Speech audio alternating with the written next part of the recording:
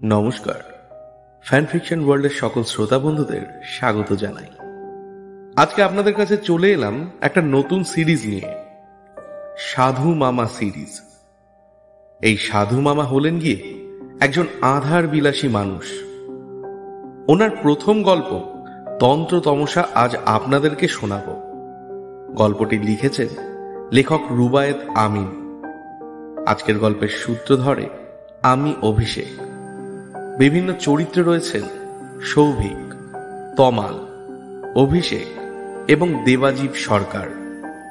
প্রচ্ছদ অলঙ্করণ এবং সম্পাদনায় আমি অভিষেক। সহায়তায় রয়েছেন শতরূপা, আর সমগ্র পরিচালনায় মা প্রোডাকশন। গল্পটি মন দিয়ে শুনে কমেন্টের মাধ্যমে অবশ্যই জানাবেন কেমন লাগলো। তাহলে এবার শুরু হচ্ছে আমাদের আজকের নিবেদন, তন্ত্র তমসা।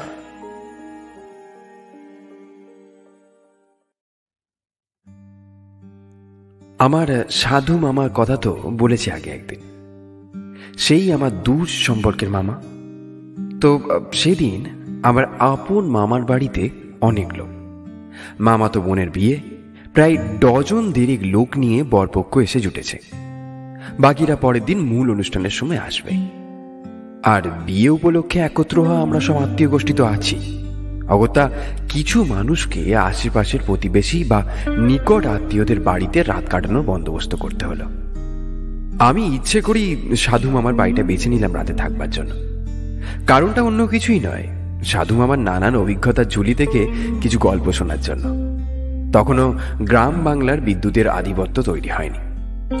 তখনও সন্ধ্যার পর ঘরে ঘরে লণ্ঠন, কেরোসিনের কুপি বা একটু অবস্থা সম্পন্নদের ঘরে হাইজ্যাকের আলো জ্বলে ওঠে। তাতে দুহাত দূরের আঁধার আরো ঘন হয়। রাতে ঘুটঘুটে আঁধার আর ঝিঁঝি ডাকা নৈশব্দে সাধু মামার সৃষ্টি ছাড়া গল্প হলে পুরো জমে যাবে একদম। সাধু মামা একা মানুষ, বিয়ে থা করেননি। সবাই বলে অমন পাগলাটে বাউন্ডুলে মানুষটার সাথে কেই বা সংসার করবে।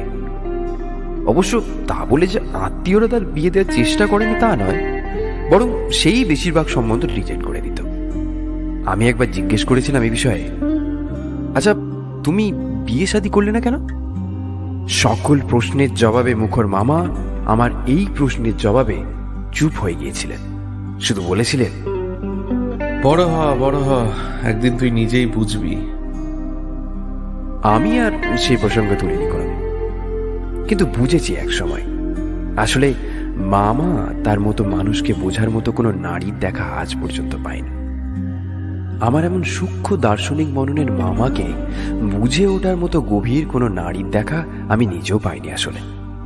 জীবনটা সঙ্গী ছাড়া হয়তো একটু খাপ ছাড়া লাগে ঠিকই, কিন্তু ভুল সঙ্গীর সঙ্গে তা একেবারে বাঁচার অযোগ্য হয়ে ওঠে। এই গাঢ় সত্যটা মামা অনেক আগেই বুঝেছিলেন।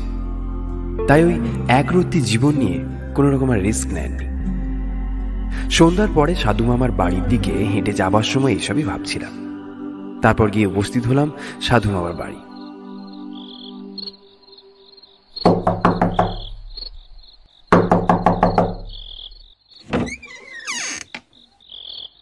সাধু মামা দরজা খুলে দিয়েই বললেন, জানতাম তুই আসবি। হ্যাঁ তা তো জানবেই। তা খেয়ে এসেছিস? আরে না না, তোমার সাথে খাবো একসাথে। সে কি রে, বিয়ে বাড়িতে মাছ মাংস রেখে চলে এসেছিস? আমার তো রাতে শুধু আলু ভর্তার আয়োজন। তাই দাও না, তোমার সাথে নয় একটু আলু ভর্তা ভাতই খাই। মামা প্রসন্ন বদনে খাবার আনতে চলে গেলেন। আমি দাঁড়িয়ে দাঁড়িয়ে মামার বইয়ের কালেকশনগুলো একটু উল্টে পাল্টে দেখতে লাগলাম। একটু পরে মামা এলেন। ধোঁয়া ওঠা গরম ভাতের সাথে শুধু আলু ভর্তা নয়, পেঁয়াজ আর মরিচ কুচিতে ডিম ভাজা, আর তার সাথে গাওয়া ঘিও পেলাম। আহা, প্রাণখানা জুড়িয়ে গেল। মামার রন্ধন শৈলী অসাধারণ। খাওয়া শেষে একটা তৃপ্তির ঢেকুর তুলে মামা যেই না বসতে যাবে অমনি তাকে ধরে বললাম, মামা এবার কিন্তু। কি হোক না একটা, হোক না প্লিজ। কি হোক না একটা? একটা গল্প শোনাও না তোমার জীবন থেকে। আবার এই গল্প? তোকে কতবার বলেছি বলতো, ওগুলো গল্প নয়, আমার জীবনে ঘটে যাওয়া সব বাস্তব ঘটনা ওগুলো। ঠিক আছে, একটা বাস্তব ঘটনাই শোনাও নয়। আচ্ছা আচ্ছা বেশ, তা কি শুনবি বল। বুঝলাম মামা নিজেও আজ মুডে আছে। বললাম, আজ সেই যে কোনো এক কাপালিকের সাথে রাত কাটানোর গল্পটা মনে পড়ে, সেই ঘটনাটা বলতে চেয়েছিল একবার। মামা গম্ভীর হয়ে গেলেন। দেখে সহসা উদ্বিগ্ন হয়ে উঠলাম আমি। মামা বললেন, শোন তবে একটা ঘটনার কথা, যদিও এই ঘটনা আগে কাউকে বলিনি। সে রাতটা এখনো মনে পড়লে গায়ে কাঁটা দিয়ে ওঠে। ফেলে আসা অতীত সবসময় সুখদায়ক লাগে, আমরা সেই সময়টা সাফল্যের সাথে পার করে আসি বলেই। মানুষ তাই সুযোগ পেলেই অতীতের কোনো সময় ফিরে যেতে চায়, কিন্তু হাজার আমাকে সাধলেও সেদিনের সেই রাতে আমি আর ফিরতে চাই না। সাধু মামাকে চিরকাল দুর্দান্ত বলেই জানতাম, অন্তত তার গল্পগুলো বা ঘটনাগুলো শুনলে তাই মনে হয়। কিন্তু এই কেমন রাত ছিল যার কথা মনে করতেও এত দ্বিধাবোধ হয়। সাধু আমার ভেতরের ভয়ের প্রতিধ্বনিটা কিছুটা আঁচ করতে পেরেই হয়তো আমার লোমগুলো খাড়া হয়ে গেল। মামা বলতে লাগলেন, জানিসই তো সেই বয়সে সাইকেল নিয়ে কত রাত বিরেতে প্যাডেল করে বেরোতাম। বাড়িতে মন টিকত না, কি যেন খুঁজে বেড়াতো এই মনটা। সস্তা মনুষ্য সংসর্গ ভালো লাগতো না আর। খুব নিভৃতে প্রকৃতির খুব কাছাকাছি যেতে ইচ্ছা হতো। ওতে যে কি অপার সুখ আছে তা কাউকে বলে বোঝানো যায় না। সবাই ভাবে এই গাছপালা, বনবাদর কিংবা প্রাণীকুল সন্ধে নামার সাথে সাথেই এরা সবাই ঝিমিয়ে যায়। এটা খুবই ভুল একটা কথা। বরং সন্ধ্যার পরেই প্রকৃতি তার প্রকৃত রূপে জেগে ওঠে। এই পৃথিবীতে আগে মানুষ আসেনি রে, এসেছে এই গাছপালা, ঝোপ জঙ্গল, কীটপতঙ্গ আর কিছু বুনো জানোয়ার। এদের সবাইকে দিয়ে পৃথিবী সাজিয়ে তারপর ঈশ্বর মানুষকে পাঠিয়েছেন এই পৃথিবীতে। তাই ওরাই আদিম।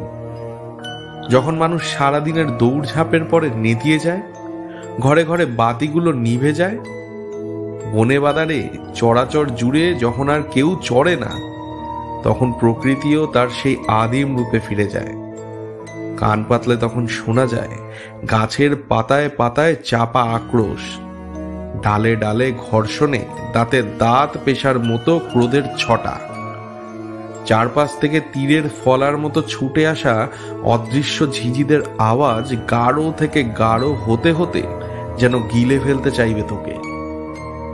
পায়ের নিচ দিয়ে আচমকা দৌড়ে যাওয়ার ছুঁচোটা, কিংবা হঠাৎ রাস্তার পাশে ফজলি জমি থেকে বেরিয়ে আসা জল জলে চোখের শিয়ালটা, সকলেই যেন তাদের উপস্থিতি দিয়ে এক প্রকার সাবধান করে দিতে চাইবে তোমাকে, যেন তুমি এক অর্বাচীন মনুষ্য তাদের সামনে আদিম রাজ্যে এসে বিরাট অনর্থ করে ফেলেছ। দ্রুত কেটে পড়তে পারলেই যেন ভালো হয়, এমনটা মনে হবে। আমি অবশ্য এসব নিয়ে মাথা ঘামাতাম না। আমি চোখ বুজে এই কোলাহলবিহীন মুখর মগ্নতা উপভোগ করতাম, বুক ভরে শ্বাস নিতাম, আর প্রকৃতির গভীর থেকে আরো গভীরে যেতাম।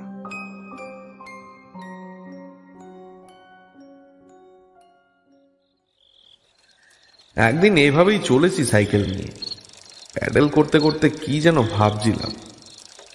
একসময় মনে হলো কোথাও একটু বসে জিরিয়ে নিলে ভালো হয়, ভাবনাটাও একটু ভালো করে ভাবা যাবে। ততক্ষণে চলে এসেছি 12 শিবালয়ের কাছে। 12 শিবালয় চিনিস তো? নাম তো মনে হয় শুনেছিস। হ্যাঁ মামা, শুনেছি। শোনাটাই স্বাভাবিক, যদিও এখন তো প্রায় তীর্থের মতো হয়ে গেছে সেটা। যদিও শুধু শিবরাত্রিতেই বেশি ভিড় হয় ওখানে। যাই হোক, তো তখন 12 শিবালয় এত বিখ্যাত ছিল না, শুধু এলাকার লোকেই চিনত। এক প্রাঙ্গণের ভেতর 12টা ছোট ছোট শিব মন্দির, ঠিক 12টা জাগ্রত শিবলিঙ্গ, আর এক কোনায় একটা কালী মন্দির বহাল রয়েছে তার। উঁচু পাঁচিল ঘেরা সেই প্রাঙ্গণের পাশ দিয়ে কলকল করে বয়ে গেছে হিয়ালি নদী, অনেকে বলে ছোট যমুনা। সেই নদীর শান বাঁধানো ঘাটে তীর্থ মৌসুমে পুণ্য স্নানে আসে মেয়েরা। স্নান শেষে মন্দির প্রাঙ্গণে শিবের মাথায় জল ঢেলে বাড়ি যায়। রাস্তা থেকে সামান্য ঢালু হয়ে একটা জংলা ভূমি নেমে গেছে সেখানে। সেটা পার হলেই নদীর ঘাট। আমি সাইকেলটা নিয়ে সোজা সেই জংলার ভেতর দিয়ে চালিয়ে দিলাম। দুপা প্যাডেল থেকে তুলে উঁচু করে রইলাম, যাতে কোনো কাঁটা ঝোপঝাড় বা সাপ খোপ থাকলে এড়ানো যায়। ঘাটে নেমে সাইকেলটা একপাশে স্ট্যান্ড করে রেখে গিয়ে বসলাম ঘাটের একদম শেষ সিঁড়িতে, হিয়ালির জলে পা ডুবিয়ে। ভাদ্র সবে পড়েছে বুঝলি, তখন শ্রাবণের ভরা নদী তখনও পূর্ণ যৌবনা। ভালোই ছিল জলের তোর, বরফের মতো ঠান্ডা জল যেন পাতাল থেকে উঠে আসছে রে। ঘুটঘুটে আঁধারে কিছুই দেখা যাচ্ছে না, শুধু দেখলাম একটু দূরে একটা পুরনো অশ্বত্থ গাছের গোড়ায় মাটির একটা প্রদীপকে জেলে রেখে গেছে। তার ঘন হলদে আলো জায়গাটার চারপাশের অন্ধকার আরো ঘন করে তুলেছে। গা জুড়ানো শীতল জল ছুঁয়ে ওই সিঁড়ির উপরেই শুয়ে পড়লাম। কতক্ষণ ছিলাম ওভাবে জানি না, সে এক অন্যতম সেরা অনুভূতি ছিল জীবনের। চোখ বুজে পড়ে রয়েছি, হঠাৎ পায়ে কি যেন এসে একটা ঠেকলো। ভাবলাম কলার গাছটা ভেসে এসেছে হয়তো, ওই বানের তোরে ভেসে আসে অনেক সময়।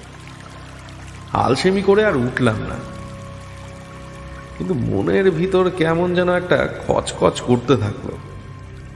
কলা গাছ তো শক্ত শক্ত হয়, জিনিসটা কেমন একটু নরম মনে হচ্ছিল রে। একেই ষষ্ঠ ইন্দ্রিয় বলে হয়তো। লাগাতার খচখচানিতে মনের শান্তি বিঘ্নিত হওয়ায় উঠে বসে দেখতে গেলাম কি সেটা। আলো তো নেই, ভালো করে হাত দিয়ে টিপে টুপে দেখতে গিয়ে একেবারে আঁতকে উঠে সিঁড়ির দুধা পুকুরে উঠেলাম রে। দেখি একটা মেয়ে লোকের লাশ এসে ঠেকেছে সেখানে। ঘাটের সিঁড়ির কাছে একটা উপড়ে যাওয়া গাছের লম্বা লম্বা শিকড়ের সাথে আটকে গেছে তার গায়ের পরিধেয় বস্ত্র, ঠিক আমার পায়ের কাছটায়।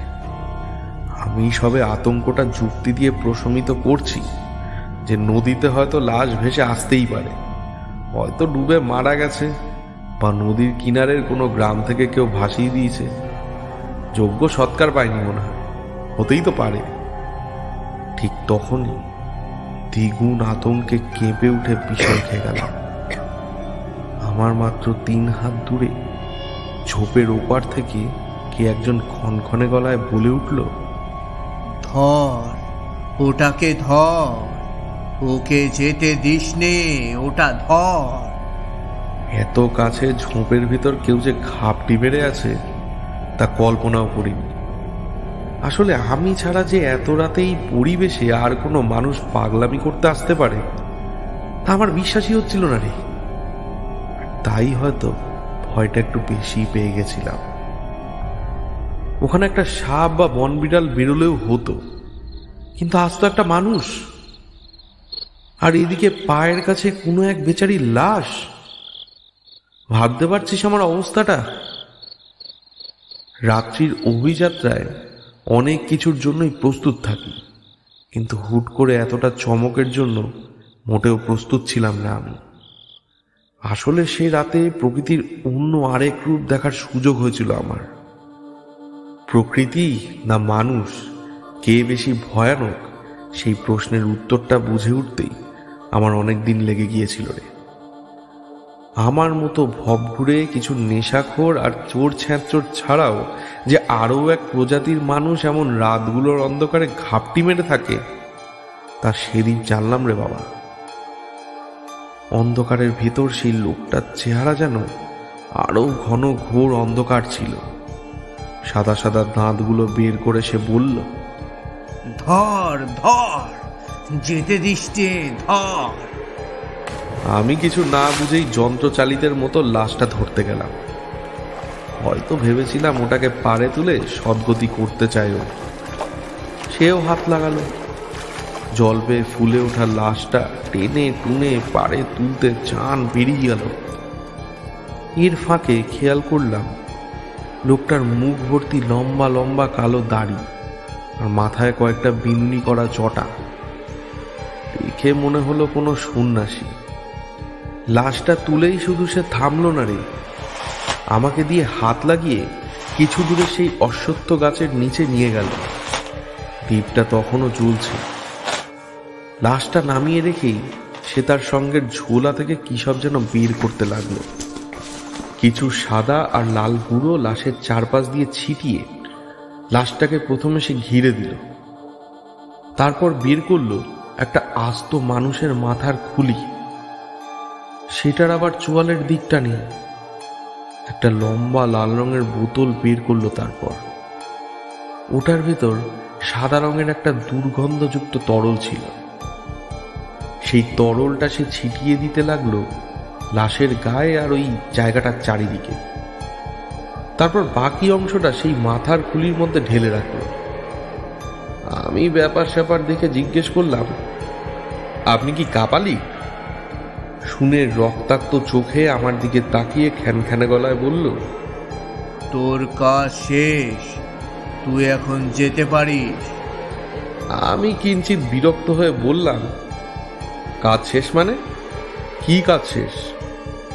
এই যে লাশটা ধরে এত দূর এনে দিয়েছিস, তোর কাজ শেষ, এখন তুই যা। শুনে যেন আমার কেমন রাগ হয়ে গেল। বললাম, আপনার কথাতে তো এখানে আসিনি যে আপনার কথায় চলে যাব। ওরে মূর্খ, মারা পড়বি এখানে থাকলে। চলে যা বলছি। কেন মারা পড়ব? কি হবে এখানে? আমি লাশটা ধরার কাজে একটু হাত লাগিয়েছিলাম বলেই হয়তো আমাকে এতক্ষণ সে সহ্য করছিল। তাই বলল, এখানে এখন যজ্ঞ হবে। এই লাশের ওপর বসে আমি সাধনা করব, ডাকিনী সাধনা। তো করুন না, আমিও একটু দেখি। শুনে সেই কাপালি গম গম শব্দ করে কেমন অদ্ভুতভাবে একটা গা ছমছমে হাসি দিল।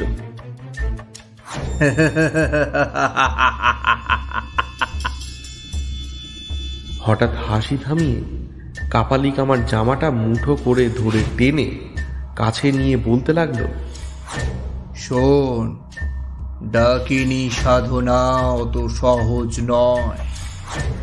আমার এই সাধনায় ব্যাঘাত ঘটাতে এখানে অনেকে আসবে। আমার নিজেরই জীবনে শঙ্কা আছে। এর মধ্যে থেকে অঘরে প্রাণ হারাস না। সেই সব মহাশক্তি যখন এক একটা রূপ ধরে সামনে আসবে, তাদের তেজ, ছল আর বল তুই নিতে পারবি না। কিছুক্ষণের মধ্যেই এই জায়গাটা একেবারে বিষিয়ে উঠবে। কেন এর মধ্যে থাকতে চাস? চলে যা, চলে যা বলছি। আমি জিজ্ঞেস করলাম, তা আপনাকে এইবার কেন জানের ঝুঁকি নিয়ে এসব করতে হবে শুনি? শ্মশানে মশানে শুয়ে বসে তো দিব্যি দিন কেটেই যাচ্ছে, আবার এইসব কেন? এবার কাপালিকের ধৈর্যের বাঁধ ভাঙতে শুরু করলো। ভেতর থেকে তার রাগ উঠে আসছে টের পেলাম। ঝোলাটার ভেতর থেকে একটা লম্বা হাড় বের করে তেড়ে উঠলো আমার দিকে। যা জানিস না তা নিয়ে বকিস না। প্রেস সাধনায় অনেক অনেক শক্তি লাভ হয়।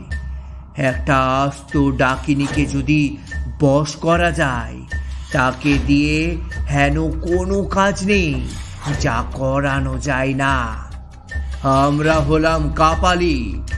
এইসব অতি প্রাকৃতিক শক্তি বশ করেই আমাদেরকে চলতে হয়। এদের দিয়েই মানুষের জীবন ওলট পালট করে দিতে পারি আমরা। মানুষ নানান কাজে আমাদের কাছে আসে। অমুককে পরাস্ত করতে হবে, তমুকের গাছের ফল, জমির ফসল সব নষ্ট করতে হবে। একে কাঙাল বানাতে হবে, ওকে মারণ রোগে ফেলতে হবে, তাকে বান দিয়ে মেরে ফেলতে হবে। তা তোর কি মনে হয় এসব কাজ আমরা করি? আমরা কিছুই করি না, করে আমাদের পোষা প্রেত আর ডাকিনীরা। আজ রাতে একটা ভালো লগ্ন আছে। আমার এক পোষা প্রেতের কাছে জেনেছিলাম এদিক দিয়ে একটা লাশ ভেসে আসবে, একটা নৌকা ডুবিতে মরা নারীর লাশ। সেইটে ধরবো বলেই বসেছিলাম একেবারে ঘাপটি মেরে। তুই আসাতে লাশটা তুলতে আমার সুবিধে হয়েছে। এবার কথা না বাড়িয়ে এখান থেকে কেটে পড়। আমি সুরসুর করে সরে এলাম জায়গাটা থেকে। আমার সাইকেলটা স্ট্যান্ড করা ছিল ওই ঘাটের কাছে, সেটা নিয়ে ধীরে ধীরে দূরে সরে গেলাম।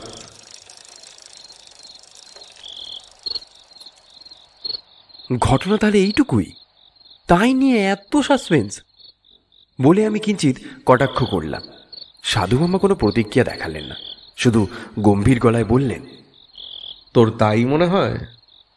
আমি এবার সংকোচে কুঁচকে গেলাম একেবারে। মামা বলতে লাগলেন, সেদিন ওখান থেকে চলে এলে তো সেই রাতটার সাক্ষী হতে পারতাম না রে। ওহ, কি ভয়ানক, কি বিভৎস সেই রাত। আমি কিছু দূর সরে গিয়ে একটা ঝোপের মধ্যে সাইকেলটা ফেলে রাখলাম। তারপর অতি সন্তর্পণে নিঃশব্দে পা ফেলে চলে এলাম সেই কাপালিকের যজ্ঞস্থলের কাছে। অশ্বত্থ গাছটার দিকে পিঠ করে বসেছিল সেই কাপালিক। গাছটায় অনেক জটাজুটো, এই কারণে বসার সুবিধাজনক জায়গার অভাব। পাশেই আরেকটা জাম গাছ, সেটায় উঠে বসে গেলাম। উদ্দেশ্য কাপালিকের কর্মকাণ্ড দেখা। রোজ রোজ এ সুযোগ কে পায়? কাপালিক লাশটাকে বিবস্ত্র করে তার উপর আসন গেড়ে বসল। একটা মৃতদেহের প্রতি কি অসহ্য অপমান।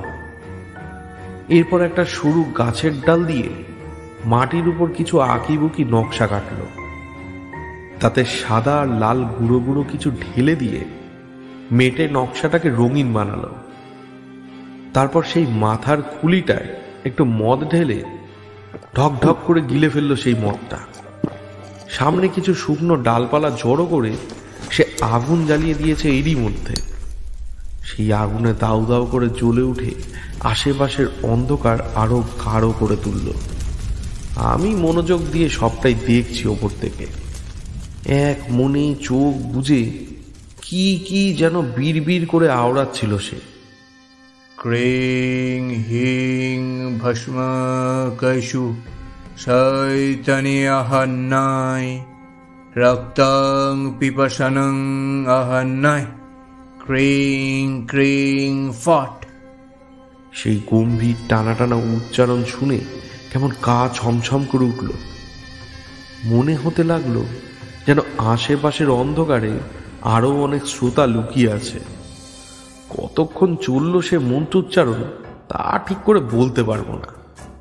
একসময় বিরক্ত হয়ে গাছ থেকে নেমে যাব ভেবে নিচের দিকে তাকাতেই আঁতকে উঠলাম। একটা তামাটে বর্ণ হিংস্র শিয়াল দাঁত মুখ খিঁচিয়ে দাঁড়িয়ে আছে নিচে। চোখের আগুনে নরক থেকে উঠে আসা উগ্র সাপদের মতো দেখাচ্ছে ওটাকে। কাপালিকের দিকে মুখ করে চাপা গজরাচ্ছে ওটা।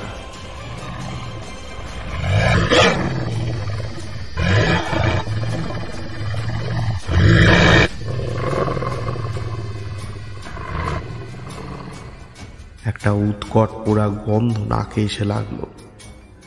ভালো করে দেখে বুঝলাম সেই লাশটার মাথা থেকে কিছু চুল ছিঁড়ে নিয়ে আগুনে পোড়াচ্ছে সেই কাপালি। সেই সাথে আগুনে কি একটা দিয়ে সেটাকে আরো তীব্র করে জ্বালিয়ে তুলল সে। আগুনের আঁচ বেড়ে উঠতে দেখতে পেলাম চারপাশ জুড়ে প্রায় 100 খানেক শেয়াল দাঁড়িয়ে আছে। কেউ টু শব্দটি করছে না, শুধু একের পর এক জড়ো হচ্ছে আর কেমন যেন আক্রমণের ভঙ্গি নিয়ে চারিদিকে ঘোরাফেরা করছে। আমার নিচে নামার সিদ্ধান্ত বদলাতে হলো। কতক্ষণ যে এসব চলবে সেটাই ভাবছি গাছের উপর বসে। কৌতূহল মেটাতে এসে শেষটায় প্রাণটাই নিয়ে টানাটানি পড়ে গেল দেখতে পাচ্ছি। হঠাৎ মনে হলো লাশটা যেন কিঞ্চিত নড়ে উঠল। আমার চোখের ভুলও হতে পারে, আসলে এই শবদেহের সাধনা নিয়ে তখন কিছুই জানতাম না। পরে এসব নিয়ে যা জেনেছিলাম সে অনুযায়ী কাপালিক সেই শবদেহের ভেতর কোনো এক ডাকিনীকে আহ্বান করছিল। ডাকিনী সঞ্চার হলে শবদেহ জীবন্ত হয়ে উঠবে। আসলে ঠিক জীবন্ত নয়, জীবনমৃত বলা চলে। অর্থাৎ ওই দেহটা আশ্রয় করে সেই ডাকিনী তার আহ্বানকারী কাপালিকের আজ্ঞাবহ দাসে পরিণত হবে। মূলত এই কাজটি করা হয় বিশেষ কারো ক্ষতি করার উদ্দেশ্যে, অনেকটা যেন টার্গেট ফিক্সড মিসাইলের মতো। লক্ষ্যবস্তুকে তছনছ না করা পর্যন্ত ওই সবাশ্রিতা ডাকিনী ফিরবে না। তবে এই সাধনার একটা ভয়ানক রিস্ক তো ছিলই। তন্ত্রের আচারে বা মন্ত্রের ভ্রান্তিতে কিংবা সাধনা ভঙ্গ করতে আসা কোনো অপশক্তির প্রভাবে ভয় পেলে সাধকের প্রাণ সংশয়ের আশঙ্কাও ছিল। আমি প্রমাদ গুনতে শুরু করলাম। এতগুলো বুনো শিয়ালের মধ্যে আমি যদি গাছ থেকে নামতে যাই তাহলেই যে বিপদ। আশ্চর্য হয়ে দেখলাম শিয়ালগুলো কাপালিকের আশেপাশে ঘুরলেও তার কাছে ঘেঁষতে কিন্তু পারছে না। একটা অদৃশ্য দেওয়াল যেন দাঁড়িয়ে আছে সেই কাপালিককে ঘিরে। একটু পর ওরা যেভাবে এসেছিল ঠিক সেভাবেই আবার একে একে চলে গেল। চারপাশ আবারও শুনশান। নৈশব্দ ক্রমশ তীব্রতর হতে হতে সূচের মতো কানে বিঁধতে লাগলো। একটা কোলা ব্যাং বা ঝিঝি ডাকারও শব্দ নেই। কাপালিক শবদেহের উপর অনড়। হঠাৎ দূরে কোথাও একটা পাখি ডেকে উঠল মনে হল।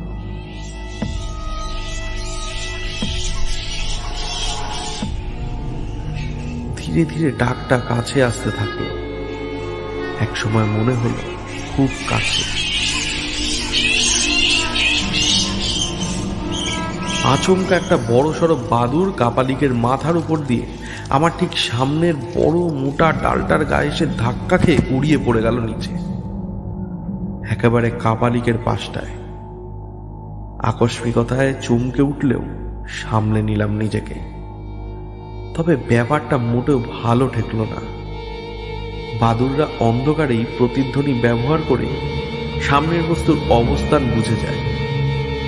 এই বাদুড়টার সেই অনুভূতিটা যেন অকেজো হয়ে গিয়েছিল, যেন অনেক দূর থেকে ওকে কোনো অদৃশ্য শক্তি টেনে এনে আছড়ে ফেলেছে এই গাছটার গায়ে। আমি এবার ভাবলাম, না, এবার নেমেই যাই। এরই মধ্যে শুরু হলো অন্য এক যন্ত্রণা। কুদ থেকে যেন লাখে লাখে মাছি এসে ছেঁকে ধরলো জায়গাটা।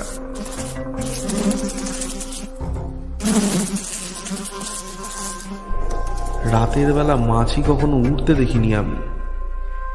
মাছিগুলো কিন্তু শিয়ালদের মতো কোনো বাধায় আটকালো না।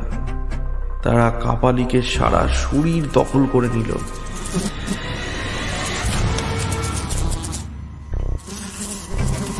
কাপালিকের কিন্তু তাতে কোনো ভ্রুক্ষেপ নেই। একটা আঙুলও নড়ল না ওনার। সেই ধ্যানমগ্ন অবস্থাতেই রয়ে গেল সে। দু একটা মাছি আমার হাতের কাছ দিয়েও এসে ঘুরে গেল। দেখলাম স্বাভাবিকের চেয়ে যথেষ্ট বড় বড় আর ধারালো দাঁতওয়ালা মাছিগুলো। আমার গা গুলি উঠল এগুলো দেখে। আমি হাত দিয়ে ইতস্তত মাছিগুলোকে তাড়াতে গিয়ে নদীর অপর পাশে এক জায়গায় চোখটা আটকে গেল। আমাদের ঘটনাস্থলের পাশে নদীটা একটু সরু হয়ে বয়ে গিয়েছে। এপার থেকে ওপার সব স্পষ্টই দেখা যায়। যদিও তখন এত ঘুটঘুটে অন্ধকার যে নিজের হাতও দেখা মুশকিল হচ্ছিল, তারপরও পরিষ্কার দেখলাম ওপারের এলোমেলো ছড়ানো গাছগুলোর মধ্যে দণ্ডায়মান এক নারী মূর্তি। কোনো এক বিচিত্র কারণে অন্ধকারের মধ্যে তার সারা শরীর ঠিকরে এক অদ্ভুত আভা বেরোচ্ছে। তার পরনের কাপড় সাদা, কিন্তু সে নারী ঠিক চারপাশের আধারের মতোই কালো। সে কোন বিচিত্র আভা তা আমি ঠিক বলে বোঝাতে পারবো না। শুধু এতটুকু বলতে পারি যে পারিপার্শ্বিক অন্ধকারের ভেতর থেকে তার সাদা থান আর দেহের কালো রং আলাদা করে যেন ফুটে উঠছিল। আরো অদ্ভুত ব্যাপার হলো, সে নারীর চোখও আমি স্পষ্ট দেখতে পাচ্ছিলাম। তার জল জল চোখের ক্রূর দৃষ্টি নিবদ্ধ ছিল আমার গাছটার নিচে সেই কাপালিকের ওপর। এতক্ষণ যা যা হচ্ছিল কোনোটাকেই তেমন অলৌকিক মনে হয়নি আমার। ঝোপ জঙ্গলে শিয়ালের পাল আর বুনো মাছির আক্রোশ বা দিকভ্রান্ত অসুস্থ বাদুর অলৌকিক কিছু না, কিন্তু এই রাতের আধারে নদী পাড়ের জংলা অন্ধকারে সেই অদ্ভুত আভার কৃষ্ণকায় নারী মূর্তি আর তার চোখের ক্রূর দৃষ্টির অস্বাভাবিকতা আমার শিরদাঁড়া বেয়ে একটা ঠান্ডা চূড়াস্রোত বইয়ে দিল। এ কি কাপালিকের আহ্বান করা সেই ডাকিনি, নাকি অন্য কোনো অপদেবী গোছের কিছু?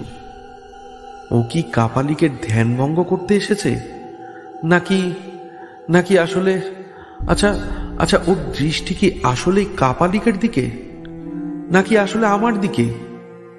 হৃৎপিণ্ডটা ভীষণ জোরে ওঠানামা করা শুরু করলো। আসলে নদীর এপার থেকে বোঝা মুশকিল ছিল যে দৃষ্টিটা গাছের নিচে ওই কাপালিকের দিকে নাকি ওপরে আমার দিকে। আমার কাছে পরিস্থিতি ভালো ঠেকল না। কপালে যাই থাক, দ্রুত এখান থেকে সরে পড়াই ভালো মনে করলাম। ভাবলাম এক লাফ মেরে গাছ থেকে নেমে দৌড়ে নিরাপদ দূরত্বে চলে যাব। পাশেই 12 শিবালয়, কেউ না কেউ তো থাকবেই ওখানে, সে পূজারি হোক বা সেবক লোকজন হোক। আমার ভাবনা আমার মাথাতেই রয়ে গেল, কারণ ঠিক সেই মুহূর্তেই শুরু হলো দমকা হাওয়ার এক তুমুল আন্দোলন। নদীর উপর দিয়ে প্রচন্ড আক্রোশে সবকিছু তছনছ করে শোঁ শোঁ শব্দে ছুটে এলো এক প্রবল ঝড়। আকাশে মেঘের এক টুকরো চিহ্ন পর্যন্ত নেই। 3-4টে তারা তখনও টিম টিম জ্বলছে, কিন্তু এর মধ্যে কোত্থেকে সেই বিধ্বংসী ঝড় এলো কে জানে। নদীর উপর দিয়ে ছুটে এলেও সে ঝড় সঙ্গে এনেছিল একরাশ ধুলো। ধুলোর উৎপাতে চোখ খুলে রাখার দায় হয়ে গেল। সেই সাথে চারপাশের গাছপালার টুকরো টুকরো ভাঙা ডাল পাতা। আশেপাশের গাছগুলোর সাথে আমার গাছটাও প্রবল দুলতে লাগলো। ঝাঁকড়া মাথার গাছগুলো সব যেন উন্মাদের মতো তাণ্ডব নৃত্য শুরু করলো। বিশেষ করে আমি যে ডালটায় ছিলাম সেটা উপর নিচে এমন দুলতে লাগলো যে ভারসাম্য রাখাই মুশকিল হয়ে গেল। আমি প্রাণপণ শক্ত করে মোটা একটা ডাল আঁকড়ে ধরে আছি। এদিকে ঝড়ের তোর আরো বেড়ে চলেছে। প্রচন্ড দুলুনি আর ঝাঁকি খেতে খেতে একসময় আর পারলাম না ধরে থাকতে। ঘূর্ণি হাওয়ার সাথে ছিটকে পড়লাম গাছটা থেকে।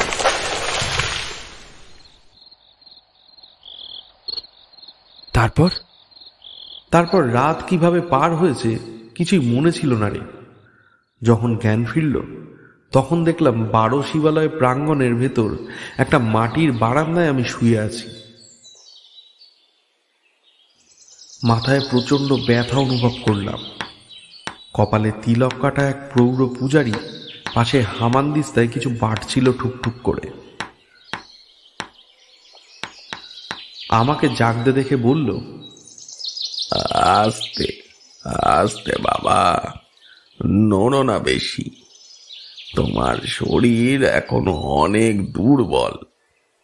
আমি জিজ্ঞেস করলাম, কি হয়েছিল আমার? আমি কি জ্ঞান হারিয়েছিলাম? পূজারী কোনো কথা না বলে আবার হামানদিস্তায় মন দিল।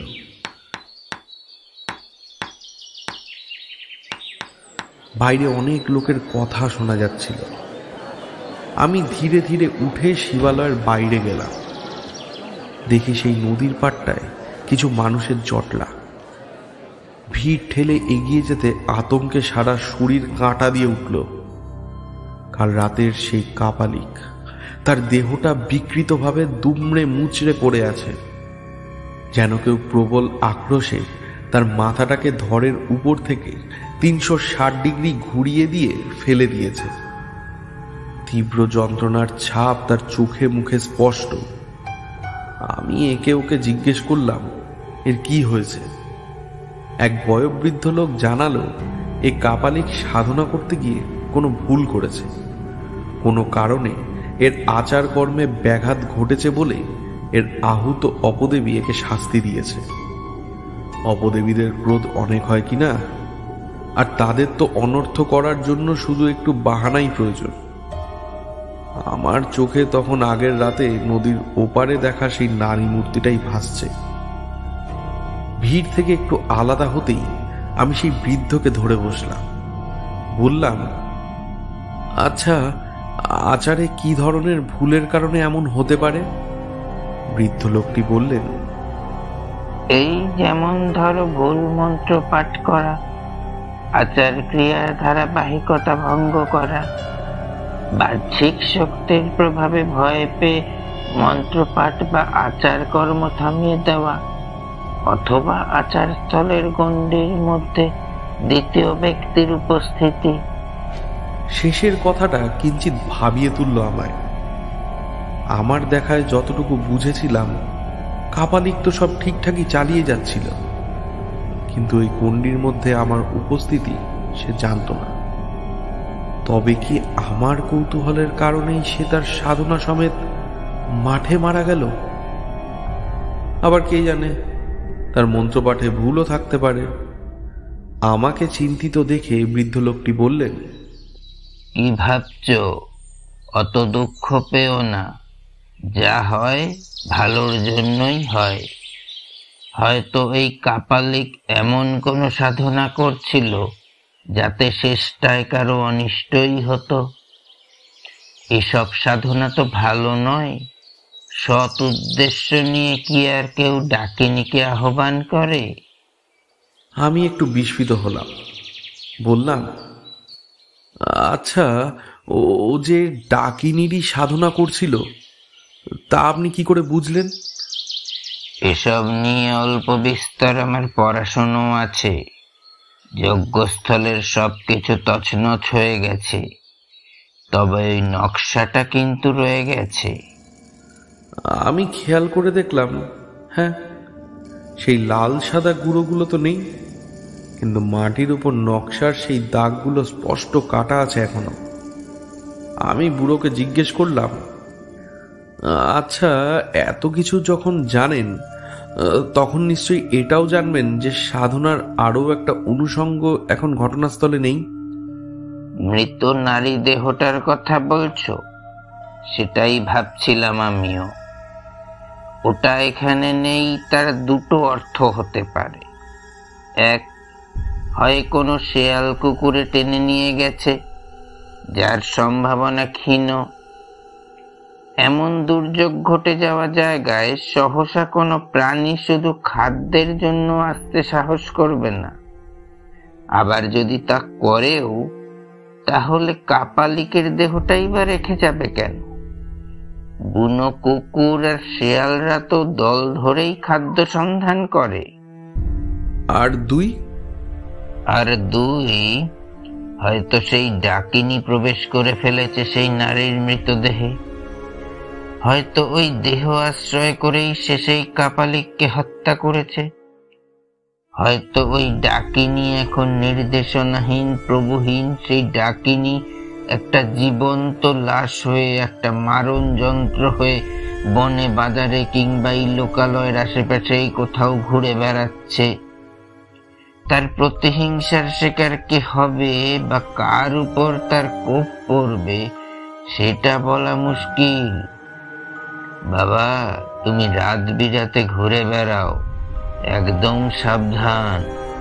কোনো মোড়ের অন্ধকার বাঁকে কে দাঁড়িয়ে থাকে বলা যে খুবই মুশকিল। আমি অবাক হলাম তার কথা শুনে।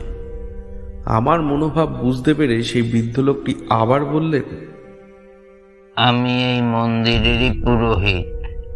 কাল যখন ঝড় শুরু হলো, জেগেই ছিলাম।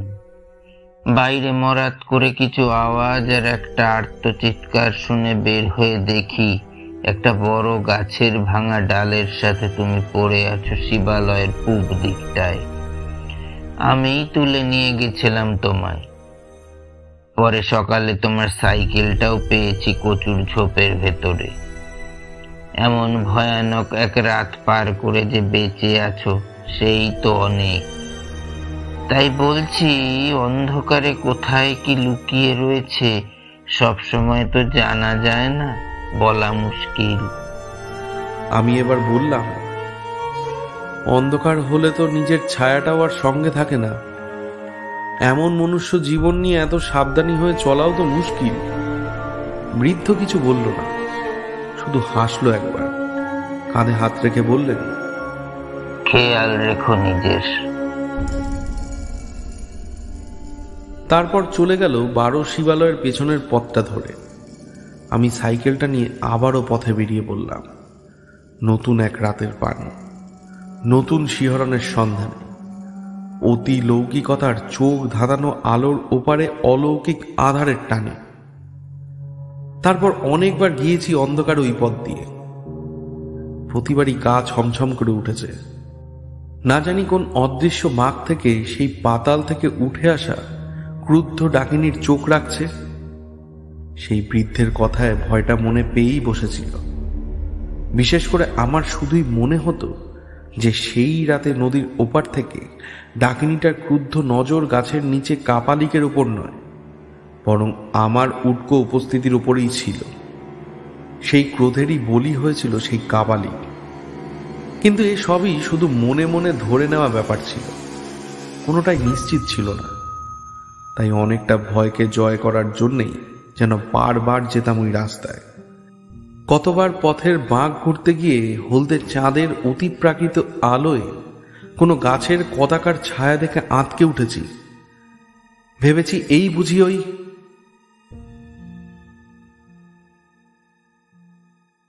মামা থামতেই বলে বসলাম, আচ্ছা, ডাকিনীরা কি অনেক সুন্দরী হয়? ওরা মায়াবী হয়, রূপ ধরতে জানে। সবটাই ভ্রান্তি, কুহক। যদ্দূর জানি আসলে কুৎসিত হয়ে থাকে। আমি বিড়বিড় করে বললাম, ও তাহলে তো মুশকিল। কেন? কিছু না, এমনি একটা কাঁথা দাও তো, ঘুম আসছে। আমার নিরাশক্তি দেখে অনেকটা বিরক্ত হই যেন মামা কাঁথাটা আমার মুখের উপর ছুঁড়ে মারলেন। আমি সেটা গায়ে জড়িয়ে ওপাশ ফিরে বললাম, মামা, কোনো রূপবতী ডাকিনী হাকিনীর গল্প জানলে বলো না গো। এবার পিঠের উপর আস্ত একটা কোলবালিশ এসে পড়ল। আমি জানি মামা জীবনের ঘটনাগুলোকে গল্প বলে ডাকলে মামা ভীষণ রেগে যান। আমি কোলবালিশটা কাঁথার নিচে ঢুকিয়ে নিয়ে ভাবতে লাগলাম, 12 শিবালয়ের সেই রাস্তাটা একদিন ঘুরে এলে মন্দ হয় না।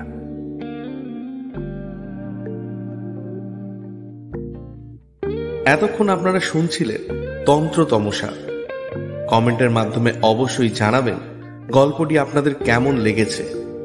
সাধু মামা সিরিজের অন্যান্য গল্প নিয়ে আমরা শীঘ্রই ফিরব।